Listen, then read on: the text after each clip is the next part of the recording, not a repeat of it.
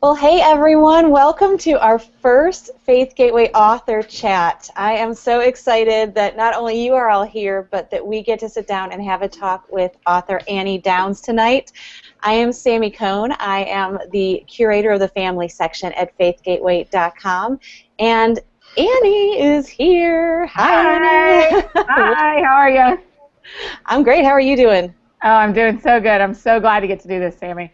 Well, this is really cool for us. I mean, this is, like we said, our first live author chat for your new Zondervan book, Speak Love. How excited are you about this? Oh, man, I just love it. I can't even tell you. Well, I can tell you. We have an hour. I will tell you how much I love this book.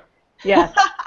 Well, we've got an hour to answer lots of questions, to hear more about you, get to know you a little better, hear about where the book came from in your heart, and even some of the responses that you and I have both heard. We're actually both in Nashville. I feel like we're not in the same house. We need to confess that early. We are both in the same zip code, but we are not at the same house. We're not in the same place. We could be, but we are not. Yes. So this is extra special for me because Annie and I are friends. And, Annie, I was just thinking today, we were sitting in our women's group, maybe a year and a half, 2 years ago, and just thinking about this journey that you were about to embark upon. Yeah. And now you have 2 books under your belt, but more importantly, you are able to share your heart's cry with so many now and make a difference. And I am so proud of you, and I can't wait for you to share that. Yeah, well, just start off by telling us, and everyone that's listening, just a little bit about, Speak Love. Like, where did this really start? Where did Speak Love start for you? It's so great. I love that you remember that couple of years ago when we used to sit in Jenny's office, and I would say, I have this book coming out called Perfectly Unique, and I just don't know how it's going to do, and if I'm ever going to write a book again. And the whole time God was probably like laughing hysterically. As he likes to do with us. Yes. So my first book, Perfectly Unique, came out last August of 2012. And I also started in August of 2012 working on the Girls of Grace tour as one of the speakers. Right. And so when they asked me to do it, they said, hey, this year our theme is a beautiful truth. So we want everyone to give a different beautiful truth. So will you talk about that your words matter? And I thought, I have been talking my whole life. I talk a lot. I can absolutely handle talking about the power of words and what words do and what the difference that words make. Right. And so I did. That's what I started talking about. And really soon, I mean, even at that very first event in Phoenix, Arizona last August, I had moms and leaders and daughters come up to the table and just say things like, this is exactly what we're dealing with. This is 100% what's going on in our youth group. Or girls come up and say, I'm bullied at school, and thank you for talking about the mean girl. Or other leaders would come up and say, we have been looking to talk about this. And I just kind of, and you and I have talked about Sammy, but I just kind of was like, what am I supposed to do with this? Like, I hear that there's a need, but what do I do with it? And so I decided to write a devotional, and I thought, okay, I'll write a 30-day devotional, and we'll make it free for Girls of Grace girls to download. Right. And so that's what I did. And we had that available for all of last year. And so halfway through the fall, we had an event in Grand Rapids where Zondervan is.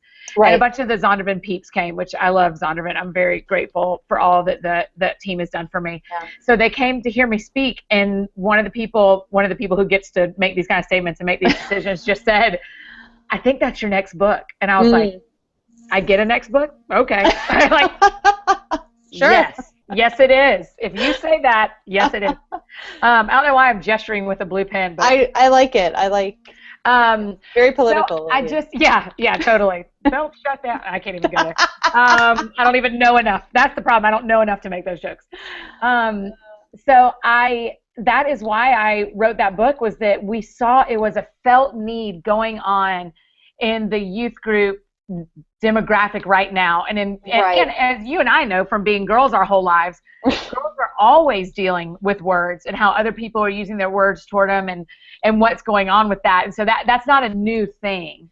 No, and that brings me to, I want to ask you, why this age group? You're already touching on this, and you're right, it is so important in this age group, the words, and how words matter. Why for you, though, was it so important? You have a history. You lead a small group of I do. One of them's right here. Sarah's right here. There she is. It's Tuesday night, something small group night. They may pop in and out. They know this is happening, and they're welcome to come. This is real. So, this is our that's my real life. Tuesday night, my house is full of college students. 12 girls. So this wasn't just something that you happened to speak about once. I mean, like you said, obviously we grew up knowing the importance of words, but this is something that you're seeing firsthand, right? Oh, Sammy, you and I have talked about this too. You just would not believe how much people want to talk about words. Like, I just didn't know until we started doing it that, I mean, I spoke this weekend at a conference, at Influence Conference in Indianapolis. It was so great. And afterwards, I talked about words to adult women. And afterwards, there was just a line of women crying and saying, I know the mean girl. I was the mean girl. I was picked on by the mean girl. I've been hurt by words. I've hurt other people with words. Thank you for telling me that my blog makes a difference. Thank you for telling me that my words matter.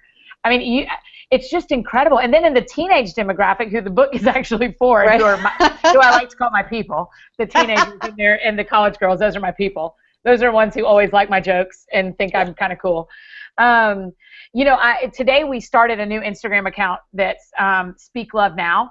And which is also the hashtag that people can use to be asking us questions. Yes. Currently, to tweet hashtag Speak Love Now and at Faith Gateway, and we'll answer your questions.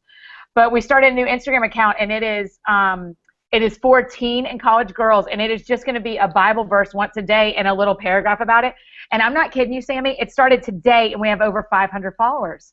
It's not because of me, certainly. It's because this is something that teen girls want to be about. They want to be about using their words well and making a difference. They are tired of the mean girl. They are absolutely tired of her. And when someone finally gave them permission to uninvite her to every party, to say, not a particular girl, but the mean girl mentality, to uninvite that mentality from our culture, girls are jumping on that because that is what they want to do. They just didn't know they were allowed to do it. It's such a good point. And like you said, I mean, I almost want to take this book and put it in every section in the bookstore because I don't want someone to... Okay. You are welcome to do that. I'll start my mission tomorrow. That's right. But it's not just for teens. I confess to you, too, that I became a Christian later in life in my late 20s, and I started a lot of my reading in that kind of teen section because I felt like I was such a baby Christian, and so I feel like sometimes we just speak plainly, teens, tweens, they get it. You've got to just be really direct. And I feel like you've done such a great job with this book that whether someone is 10 or whether someone is 77, like you just got a comment from, a review from a 77-year-old.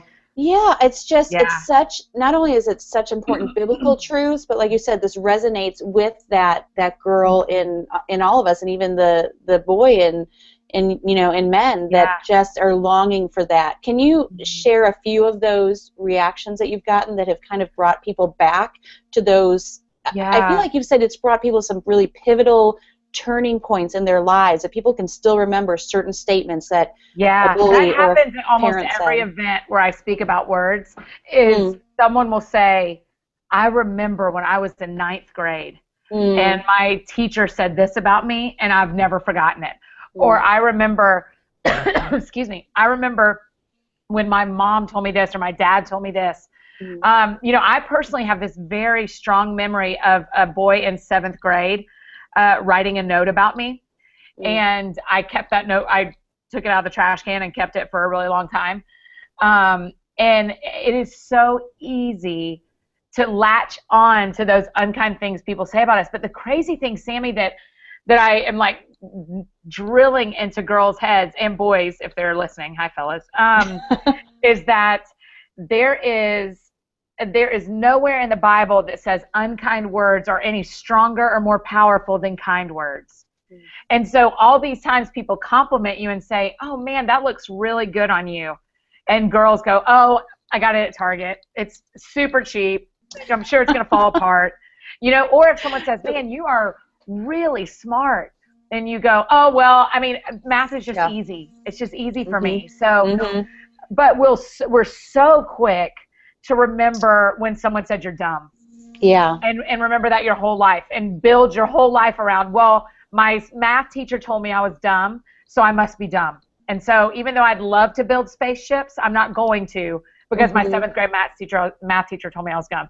We've got to start grabbing hold of the words that are spoken over us that are life as much, I would say more than the words that are spoken over us that are lies and meant to bring us to death. Yeah. And so that's something I'm really encouraging teen girls, is especially when they come to my table at an event, or if I'm on a retreat and they talk afterwards, they'll say, I just remember when so-and-so said that I was ugly. And I'll say, when's the last time someone told you were pretty?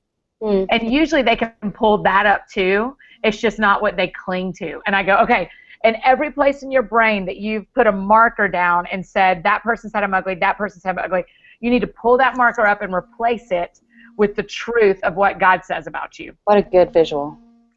That's so important. You know, I know there are a lot of teens listening, a lot of parents of teens, I can imagine.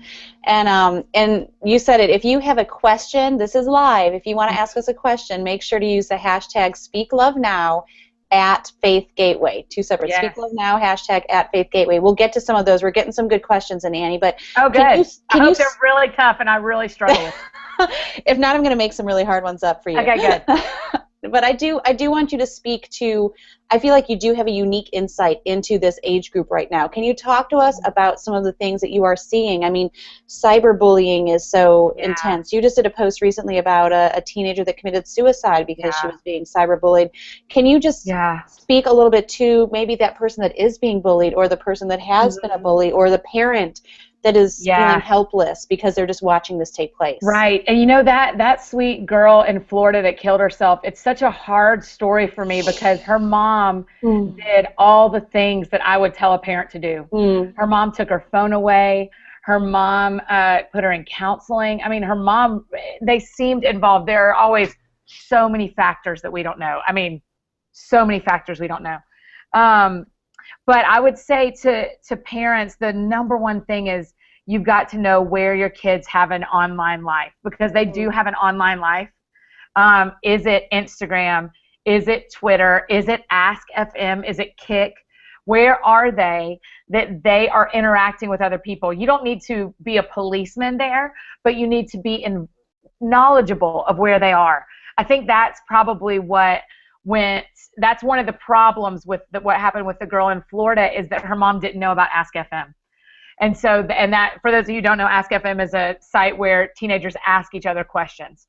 And so these 15 girls who were bullying this one girl were asking her things like, why haven't you killed yourself yet? Why are you still alive? I read the whole story, and it's so heartbreaking. And I also thought, Sammy, there were 15 girls doing this. That is 15 parents or sets of parents that didn't know, or didn't care, or thought their daughter was just being a normal teenager. I mean, there's just so much.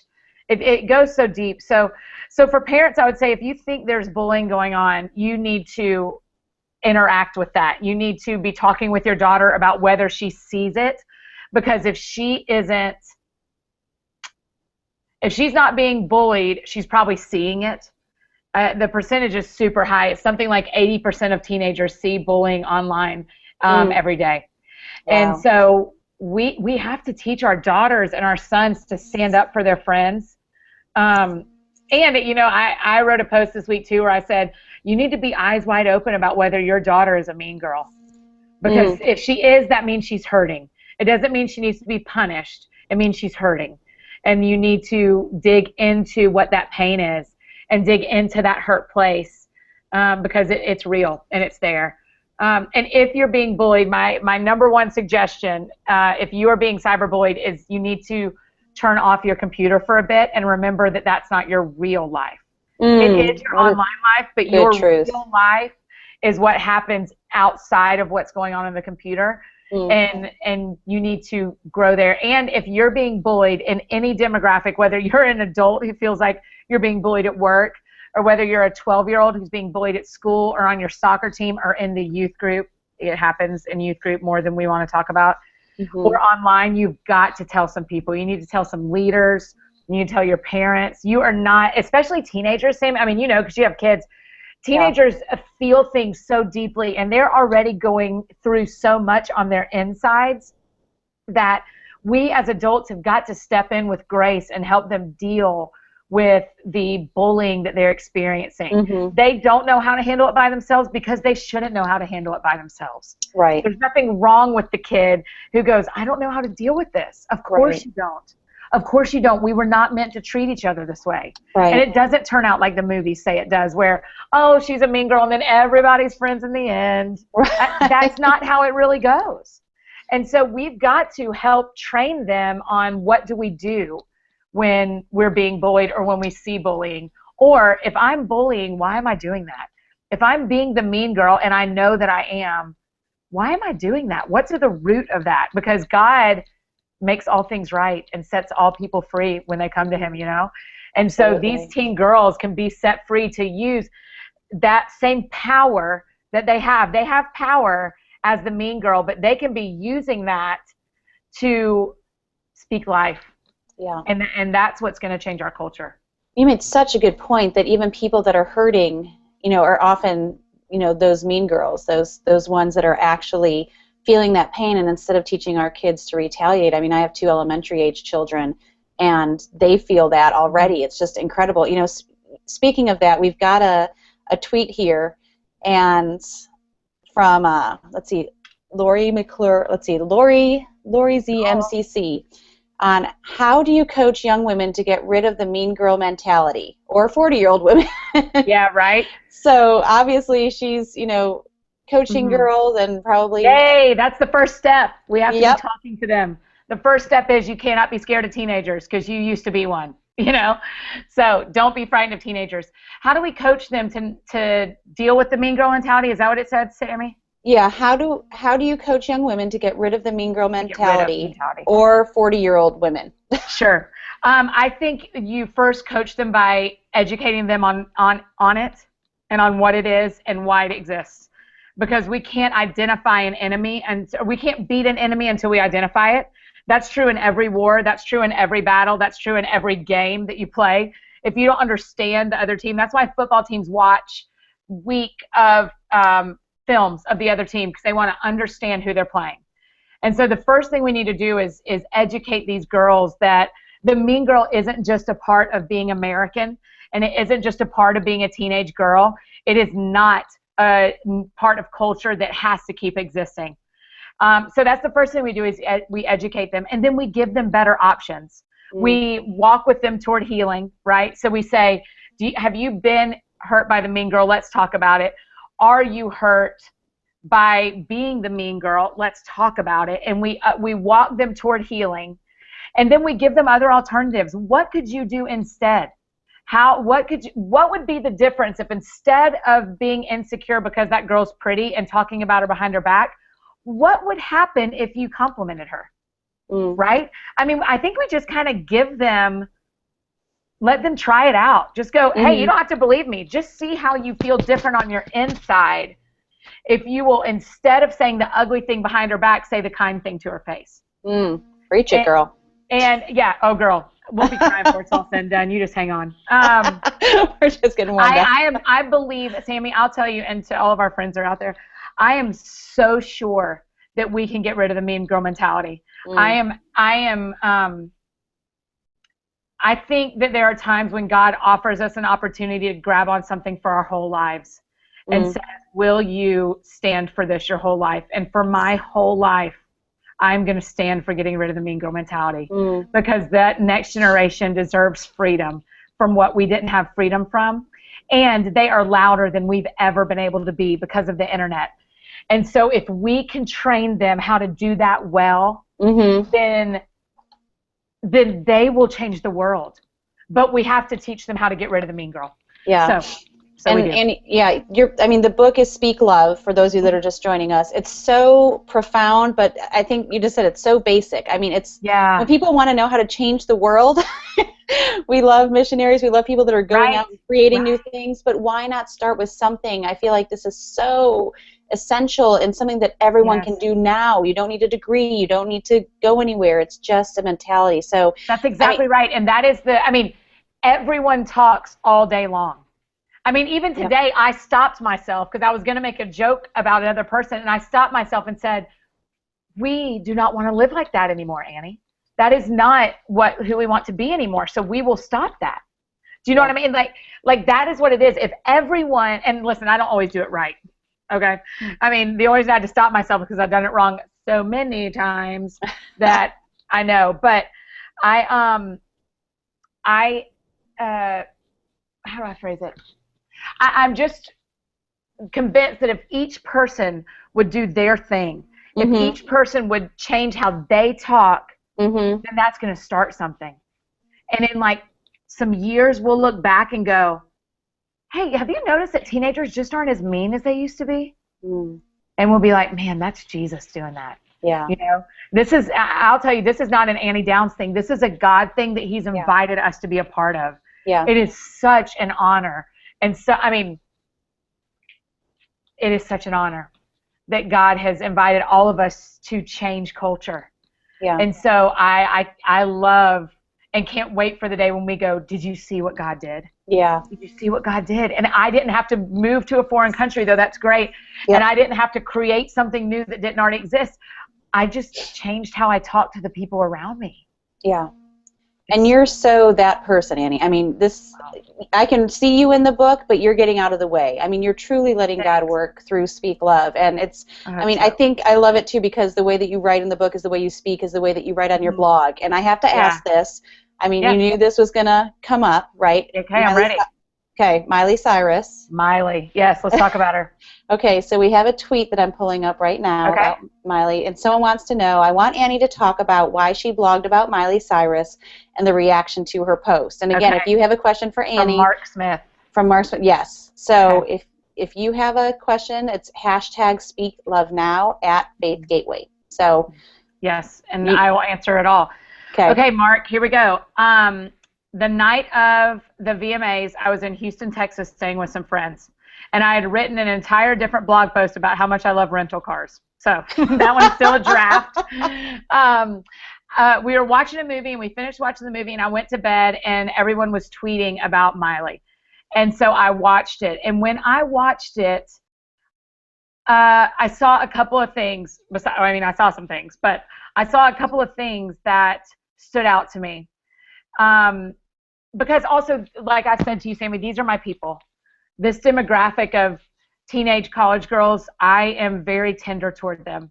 And I think, and so I'm probably more tender toward them than I am really any other demographic. And Miley's in that demographic. And I saw her, and I thought about my small group girls, and I thought, I just was sad. I was sad because I was less sad about her behavior, and I was more sad about how I predicted Christians were going to respond to this.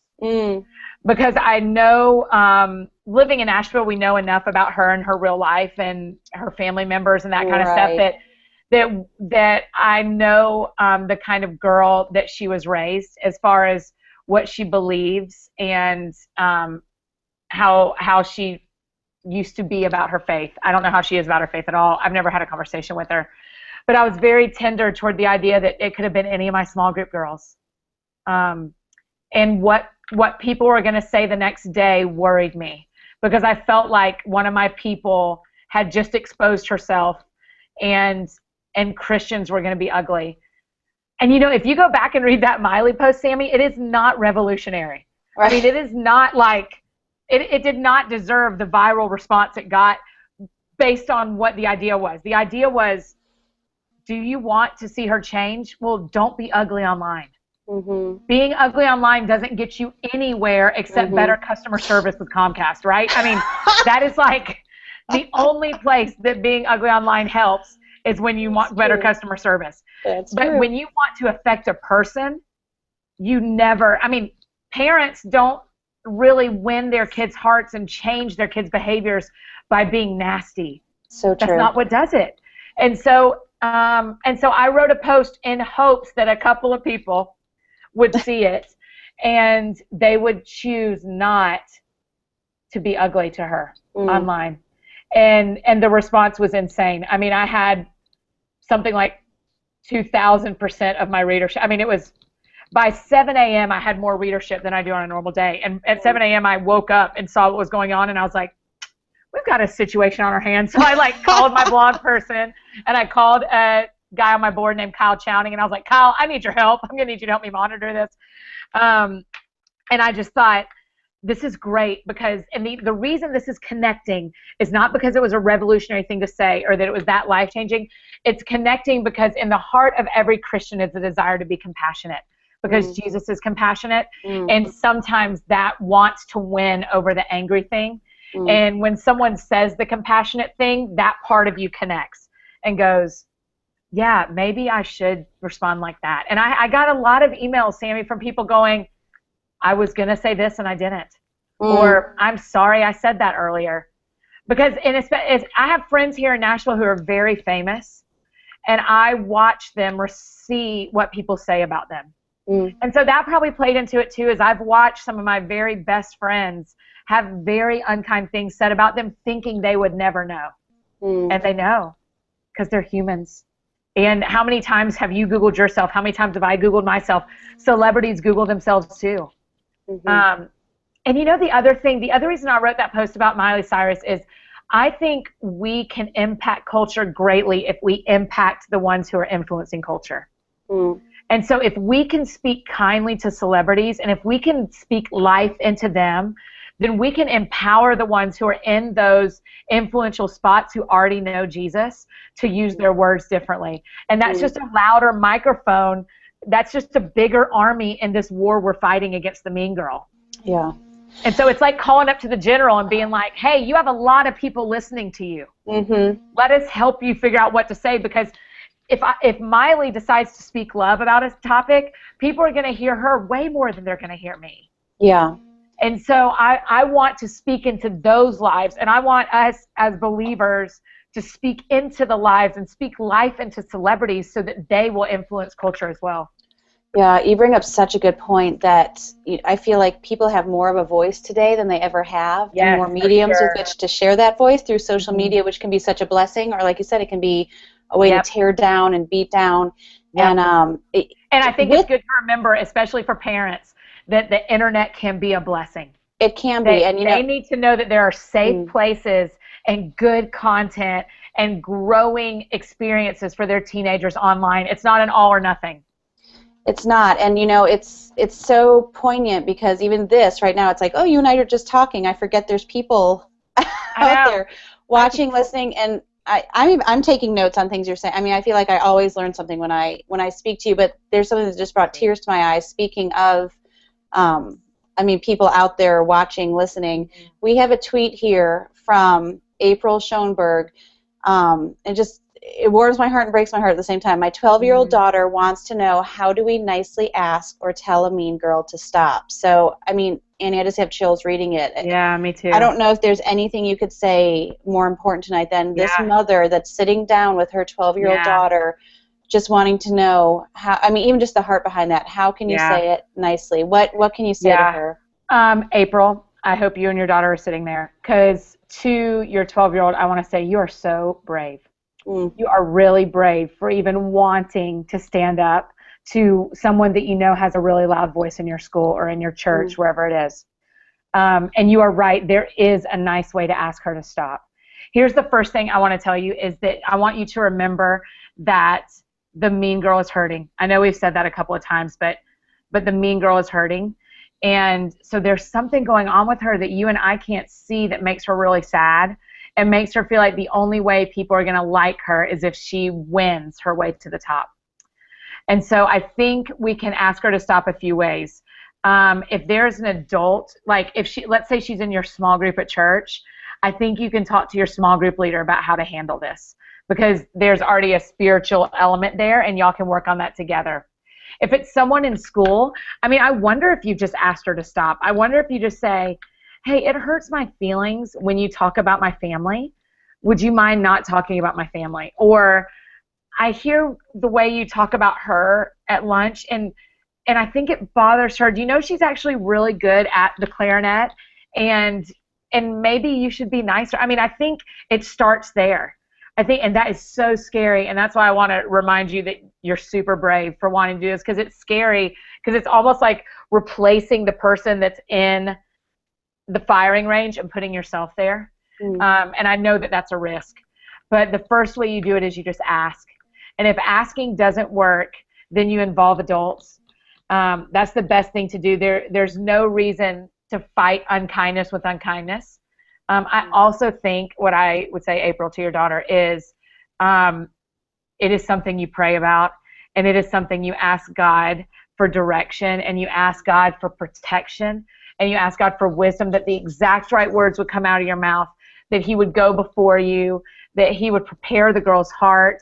In fact, that's what I'm going to be praying for you, that God would prepare her heart before the conversation, that this would actually be a turning point in her life, that you would have the opportunity to speak into her life in ways that no one has before, because you're willing to walk up and say the kind thing to the mean girl. I think it'll impact her life. That's so powerful. Thank you for sharing that, Annie. You know, we mentioned at the beginning that this is a book, while directed towards teens, is really applicable to all of us, every age, every gender. I want to go to the other side of the spectrum now, with a Twitter question from a grandmother. And, you know, again, it's such a good point. I forget sometimes that in this generation, more and more, grandparents are raising their grandchildren. That's what Randy Haylett asked. Many grandparents are raising grandchildren. How do we reach our grands who are so into the internet with your message? That's a great question, Randy. And I agree, Sammy. I honor and bless the grandparents who are doing the role of the parent for kids, because not only are they removed by a generation in all the normal ways, you know, the kids that are coming up now are native to technology. They've never known anything but technology. And so they're very knowledgeable, where maybe older grandparents aren't, or younger. I mean, my dad got on Instagram yesterday. So, I mean, we're teaching them as we go, right? And my mom started using emojis. It was a big day in the Downs house. That's great. Mom got emojis and Dad got Instagram. That's what happens when you go home, right? That's right. I went home and then taught them both of things. That's right. I went home for a little bit. Randy, I would say that one way is to encourage your grandchildren to teach you as they go. There's also a lot of resources online that you can read about what's going on. And I'll just go ahead and tell you some of the big places teens are. They're on Instagram. They're on Kick. They're on Ask FM. They're on Facebook. But really, even today, if you look at today, I put a message on my Facebook page, and I put a message on my Instagram, and the numbers difference of teens that I'm interacting with is massive. They're not on Facebook the way we are on Facebook. My generation and above are on Facebook. They're on Kick, Ask, Instagram. Am I missing something, Sarah? Oh, Snapchat. They're on Snapchat too, which is scary in some ways for us. Snapchat is scary to me, because students who are using Snapchat think that the picture disappears forever.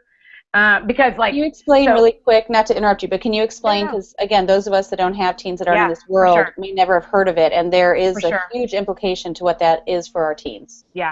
So Snapchat is a photo sharing program that is not online, but is not text messaging either. It's an app. And they take a picture of whatever they want, and they decide how many seconds they want their friends to see that picture. 3 seconds, 5 seconds, 10 seconds. And after they send the picture, it disappears. So the person can look at it for those 5 seconds, and then it can't be seen anymore unless they screenshot it.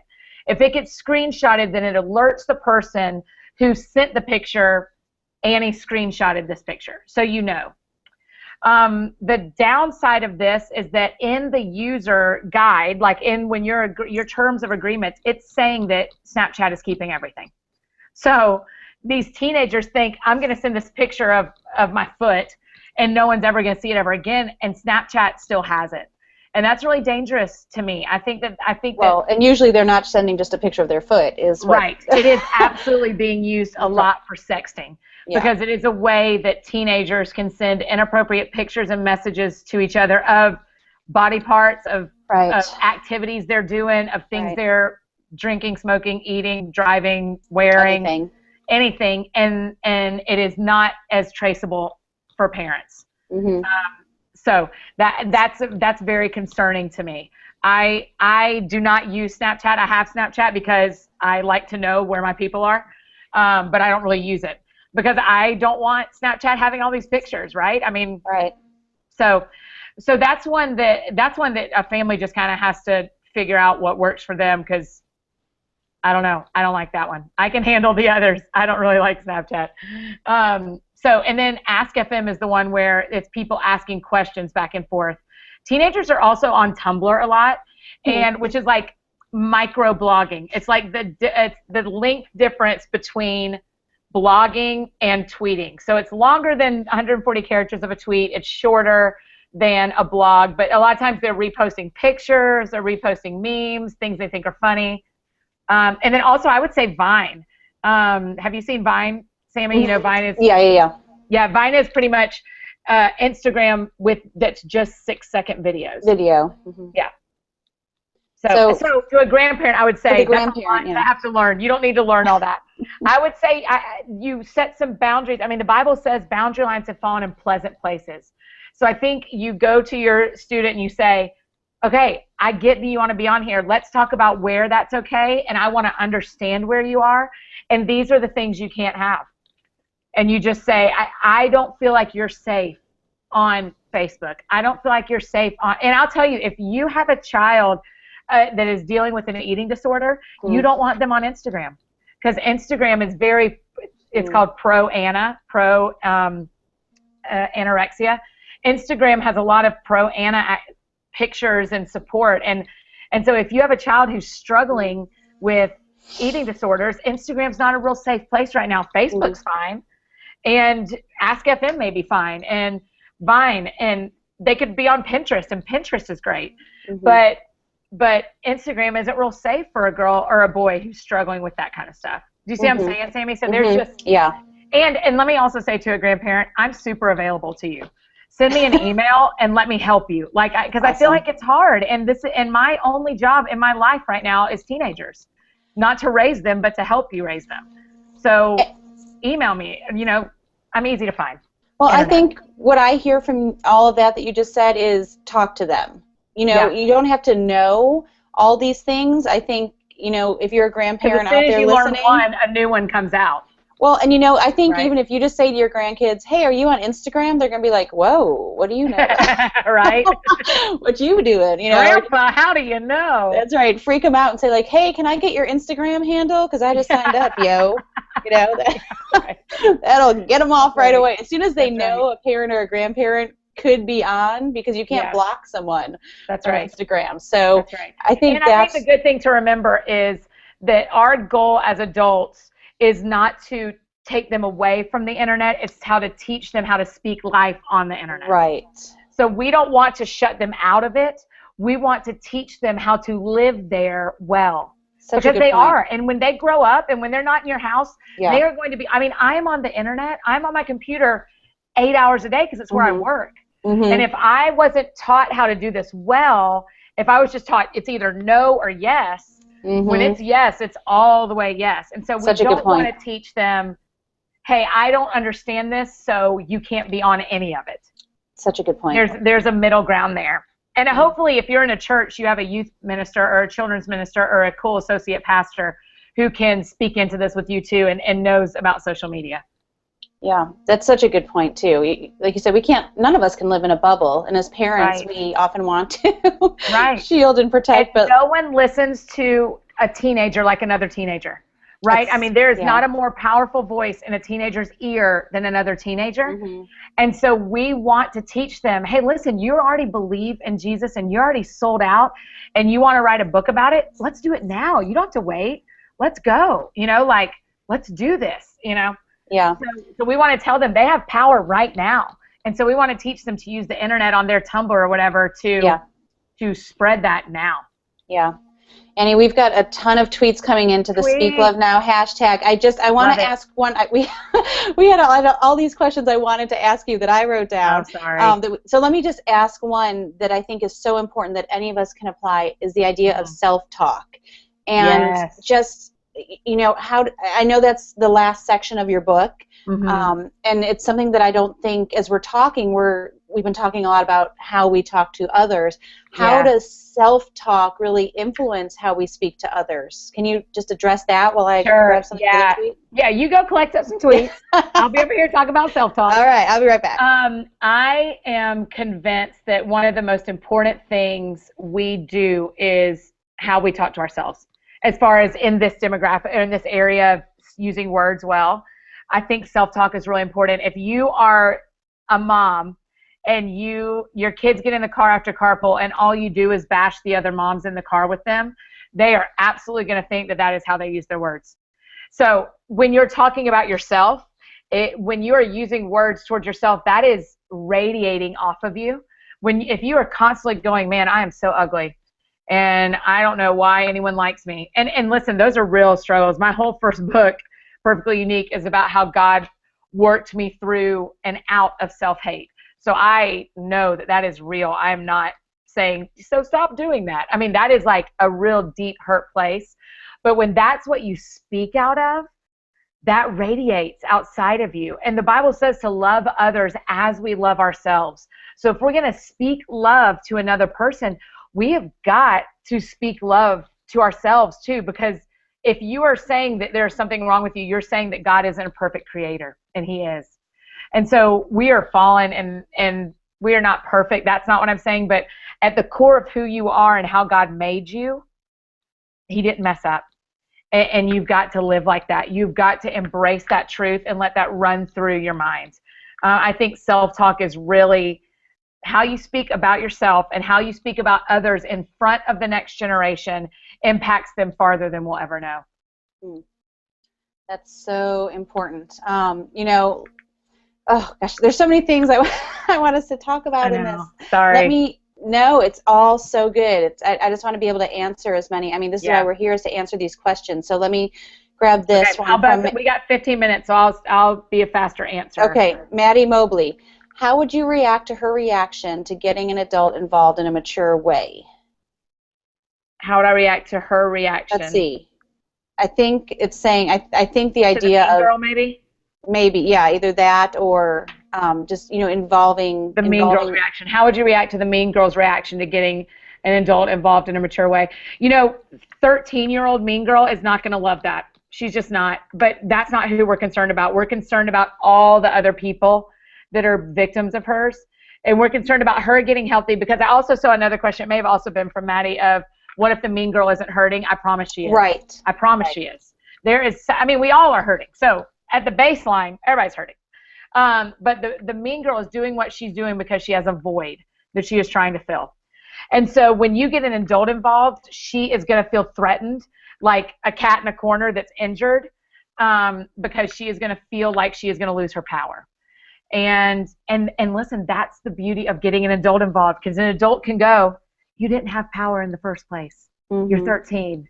Be nice to your friends. The power comes when these are the same people that you still eat dinner with when you're 35 years old, because you were nice to them in middle school. You know? So that's how I think if she gets upset that you're getting an adult involved, your reaction is, I don't care. I mean, that's easier said than done, but the truth is you just have to go, I care more about her not being mean and about our culture in my school, in my youth group, getting healthy than I care about how she feels right this instant. Because by summer camp, she'll be crying at the altar and thanking you. And really, I mean, that's really, in a sense, teaching her to believe truth. For sure, you're modeling for her how to do that. Totally. Yeah. And I mean, you said something too really powerful to me, Annie, and I'm probably not going to remember exactly what it was, but mean girls, let me see, I'm taking so many notes here. You know, if you don't want to raise, you said something about, like, if you don't want to raise a mean girl, don't be a mean girl yourself. Yeah. So the power of modeling as parents, I think, you know, we had a tweet about, let me see, again, so many great tweets coming up here, but the idea of what advice do you have for parents of siblings that you are putting each other down, that are not really speaking love to each other? Well, hilariously, I wonder if my mother wrote that, because my sister and I were very unkind to each other. or I was more unkind than she was. And you know, my mom tried a lot of things. She tried, I had to write a Bible verse 100 times once. I remember it clearly. If you don't love your brother, you don't love God. It's something like that. You think I'd remember it clearly because I wrote it 100 times. You know, I think if there's a sibling, you don't just have to treat them like siblings. You treat them like two friends as well. And if they were two friends, how would you want them to get along? Mm-hmm. But I think something I've seen in Nashville a lot, and a couple of my friends who have kids, both in Nashville and in my hometown, do this. They've taught their family that they're a team. Mm-hmm. And that they operate like a team. And you don't always have to get along, but in the end, these are your teammates, mm-hmm. and you play on the same team as them. And I think you just go back and keep reinforcing that. I saw a really funny picture on the internet, too, of a mom who made both her kids get in the same T-shirt until they got along. Try that on.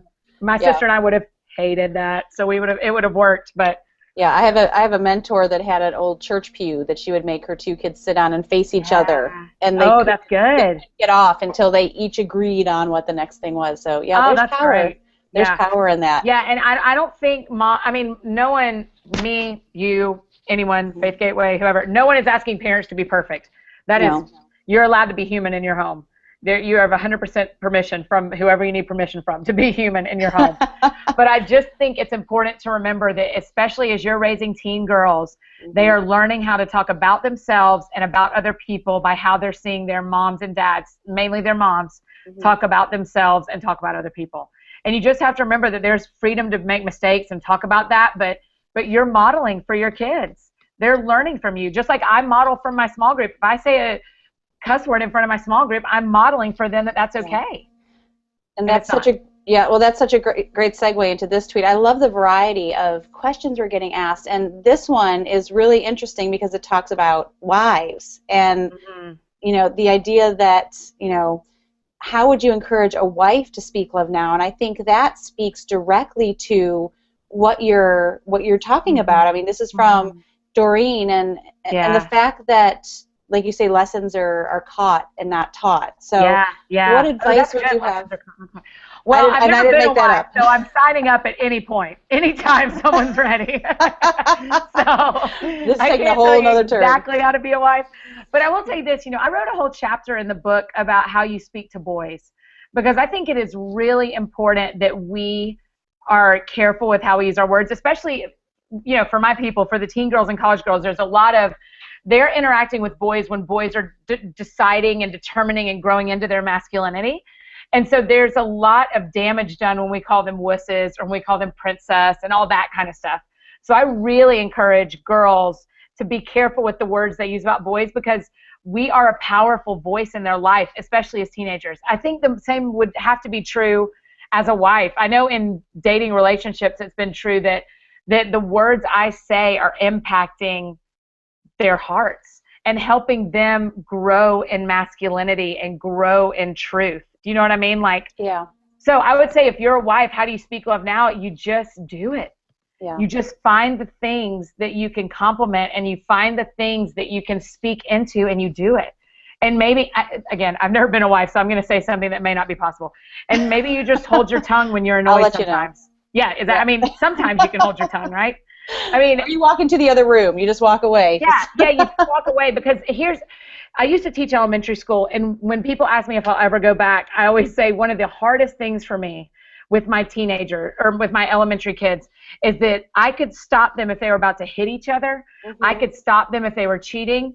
If someone said something unkind, you can't ever take that back. And I could never protect them from the words of other kids on the playground. I could clean it up, but I couldn't stop it. Mm-hmm. And that's true in every relationship. So marriage relationships, mentor relationships, siblings, parents, a child, you can apologize till you're blue in the face, but you can't take it back. That's such a good point. And so I think when we get angry, and I won't tell the whole story because I know we're short on time, but I had someone very dear to me be extremely unkind with her words, and I remember them all. And I am so grateful that day that I learned, man, you can't take it back. And she wishes we could go back to where those had never been said, and I can't ever forget them. And I forgive her, and we're friends again and all that stuff, but you just don't forget that stuff. And so I would say in every relationship, just remember that what you speak can can be remembered forever. Mm-hmm. Such a good point. In a good way too, right? I mean, if you encourage it in a strategic, if God puts the right word on your tongue at the right moment, and I ask him to do that all day, every day. I mean, that's practically what prophecy is, right? You're just speaking the right truth at the right time to the right person. If you do that, that can change people's lives forever. Well, that's so powerful. I mean, let's not forget that we need to pray for help. Yeah. And you're going to love this question. We only have a few minutes left, and we are giving away 5 copies of the book, Yay! Speak Love. So make sure, again, you're tweeting Speak Love Now, the hashtag Speak Love Now, and make sure you include @FaithGateway. Yes. We've got a couple winners already. We've got some left. I love winners. You're going to love this. This is going to speak to your heart, Annie, this Twitter question that we get from the right place. What are your tips for journaling? Do you have a specific time or place that you do it? What do you journal about? And I just think journaling in general, that topic is it's so important. I think it's really good. My small group girls and I are big on journaling. We talk about it a lot and we believe in it. So I'm not a dictator to myself about my journal. It doesn't have to be every day all the time. It doesn't have to be every morning at 7 a.m.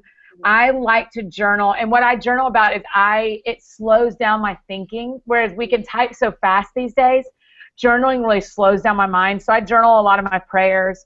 I journal what's going on in my personal life, the things that I don't put on the internet, because there's not a lot of rooms of my life the curtains are still closed, which is part of the joy of this job and the less than joy of this job.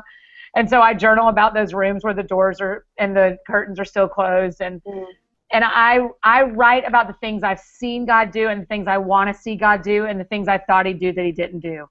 Because then you can always go back. It's just like an Ebenezer stone. You know, you can go back to these moments of God's faithfulness. And so that's what I use my journals for. I have a whole Tupperware of them that are I started when I was a senior in high school, so 1997. So for, what is that? Not 20 years. Not 20 years. 16 years? About 20 years. Yeah. So I have 16 years worth of journals that I go back to a lot and review from. And all my friends and all my small group know that when I die, they get burned. And nobody reads them. They get burned. They do not get read at my funeral. They do not get put in the newspaper. Burn them. So, but I think journaling is a real healthy thing. Not everybody likes it, so I don't think it's a rule that God put on us. Right. You know, I think if you want to pray when you're sitting in your yard, or you want to pray while you're writing it down in a journal, the thing that God wants us to do is pray. Yeah. But because I love words and because I believe in journaling, I love doing it. Yeah, I love it. Well, believe it or not, we have just 5 minutes left. Gosh. This has flown by. I want to give you an opportunity to close with, something that you feel like is on your heart. I do want to mention October is Anti-Bullying Month. Yes, correct? And so you mentioned that you're doing the 31 days of Speak Love on Instagram. You're doing a daily devotion on Instagram. So 31 days of Speaking Love is happening on my blog, annieblogs.com. And that's going to be every day this month with like an encouragement and a challenge at the end of every day. Okay. We're really going after Anti-Bullying Month. I mean, I'm praying and acting like this month is going to be a turn in our culture. And so I would ask that y'all would pray and do the same, to believe God will do something different if we will all rally around this in October. When those who don't believe in Christ are also saying to the world, we can't be mean anymore, right? So it's not just Christians. It is the world is saying, or America probably is the truthful thing. America with this campaign is saying, we cannot be unkind anymore. We will not allow bullying anymore. And we get to come in as the voice of truth and say, right, you don't have to do that anymore. Here is what we do instead, right? They're doing half the work for us this month. So we get the benefit of coming in and doing the back half. And then on Instagram, it's Speak Love Now is the devotional. And it's really geared toward teens and college girls because they don't have anything right now that is a daily devotional. They can read Jesus Calling and they can read Utmost for His Highest, but this is way shorter because they're scrolling through Instagram before school anyway. Right. So, Sammy, here's what I would like to say. I am so grateful to you and to Faith Gateway and to Zondervan for making this happen because I really, really believe in this message. That's the thing I want to say is that I am sure of what God's doing. I am sure that that he is out to rescue the next generation, to set them free so that they can change the world in ways that we never could with our words. And we have the benefit of being the generation above them. You know, I always used to kind of wish I was born in the early 1900s. I always kind of felt like I was born in the wrong demographic, like the wrong generation. I have really pale skin, so I like would have been a hit with the boys in like 1850. And so I always kind of wished I was born in a different generation. But the more I've dealt with this Speak Love thing, the more the Lord has put on me what an honor it is for us to be the generation above the loudest generation that's ever existed. Because we get to help direct the river that's going to flow all over the world. And I just want to remind everyone of that, every adult that's watching, that we have the benefit of investing in the next generation. It's not a burden. It's not a requirement. It's a gift. Because they're going to be the ones who spread the gospel everywhere, I think. I think they have that power. And so we get to help them do it well. And I hope we will. I will. I know you do with your kids and the people you invest in. I hope we as a generation of Christians decide that the next generation deserves our time and deserves our words. I can't think of a better way to end it than that. Annie, thank you so much for giving your time. Thanks to everybody for tweeting, and I'll try to keep answering. I'll answer as many as I can on the internet. Yeah, please keep the conversation going. You can reach Annie at Annie Downs. Definitely keep tweeting at Faith Gateway and hashtag Speak Love Now. We're offering $4 off of Annie's book at the Faith Gateway store, store.faithgateway.com. Yeah, you know, I'm the savings girl. We got to bring some savings. I love it. You know, so even if you don't win, we're going to pick some more winners. Even if you didn't win a copy tonight in the giveaway, make sure you're still a winner if you have this book in your hand. That's right. You're still a winner if you have a copy. Still a winner. We need your blue pen back. No, but again, this conversation isn't going anywhere, and really it's up to all of you that were here. Thank you for taking the first step by being here. Keep this conversation going. Share this. Check out Annie at annieblogs.com to get those 31 days of speaking love. Thank you, everyone. Annie, thank you. Love you. Thanks, Sammy. Thank you, Faith Gateway. Love you too, friend. Okay. We'll talk to you guys soon. Bye.